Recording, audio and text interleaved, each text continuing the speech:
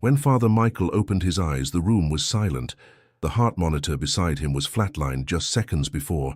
The nurses were in shock, frozen, because the man they had declared gone, after 11 full minutes without a pulse, was suddenly sitting upright, gasping for air, his hands trembling, his face pale as if he had seen something unspeakable.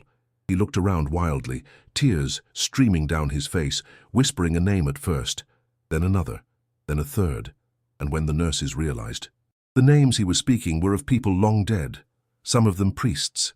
They froze. That night, Father Michael said something that would haunt every person who heard it. He said, "They were there, I saw them, and I never thought I would." Father Michael had served his parish for over 40 years. He was respected, humble, a man who had given his life to God. But that day, during morning mass, he collapsed. His heart stopped. The congregation screamed as paramedics rushed him away. He remembered none of that. What he did remember began the moment he left his body.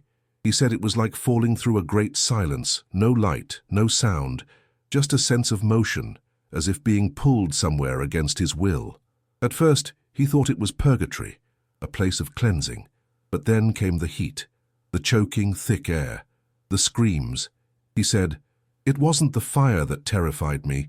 It was the hopelessness, the absence of God." He found himself standing on what looked like cracked ground, glowing with molten veins beneath the surface. The air trembled with cries that sounded both human and inhuman. Shadows moved within the flames, faces twisted in eternal anguish. Then he saw them, people he recognized, some from his congregation, some from his youth, and then, worst of all, priests, men who had once stood beside him at the altar. He said they were shouting his name, begging him to pray for them, begging for a second chance. But what chilled him was what they shouted next. "We knew the truth, but we loved the world more." He tried to pray.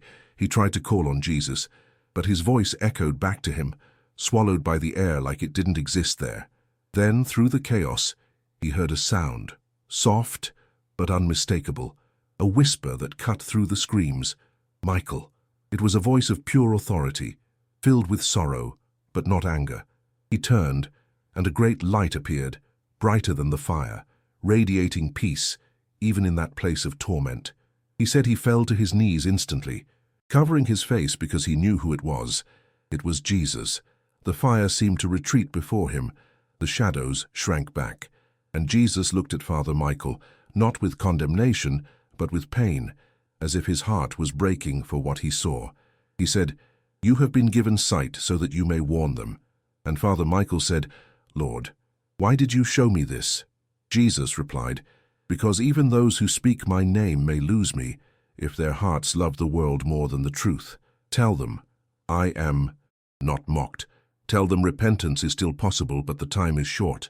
Then, before he could speak again, Jesus touched his forehead.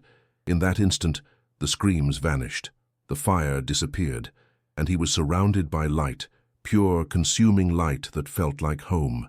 But just as he began to feel peace, the world pulled him back. He woke up in the hospital, gasping, his heart restarting on its own. Nurses screamed. Machines came to life. He grabbed the hand of the doctor and whispered, "He's real. Hell is real." When they tried to calm him, he began saying names no one wanted to hear. Some were men who had served with him in the church, some known for scandals and secret sins. He didn't accuse. He didn't shout. He wept. He said, "Pray for them. Pray for me. I was almost one of them." In the weeks that followed, Father Michael resigned from his parish. He said he couldn't preach the same way anymore. Every sermon became a plea, every word trembling with urgency.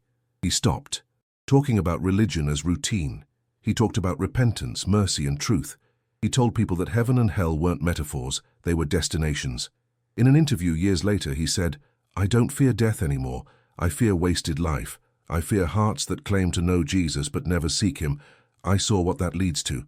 He died again 5 years later, peacefully this time, and those who were with him said his final words were, "Tell them he is still waiting." If you're hearing this, maybe it's not by accident. Maybe the same warning that saved Father Michael is meant for you too, because hell isn't just for monsters. It's for those who thought they had time, and Jesus is calling before the door closes.